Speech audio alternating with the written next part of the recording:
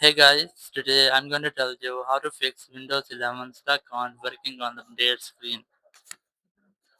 If you are using Windows 11 and when you try to update your Windows, you might see in the error that your Windows has been stuck on working on updates with the screen. So what you have to do now, you just have to press and hold the power button of your PC until your PC restarts. So it will make a force restart to your PC. So after that, you can easily use your PC. It will undo all the changes at the updates you have made. So after doing that, you have to simply go to settings and just restart your update. Just go to setting, go to Windows Update section, and here you have to retry to check for updates. You have to make sure that your network is stable and strong. If your network is not strong, you have to try to connect with a different network and then click on check for updates.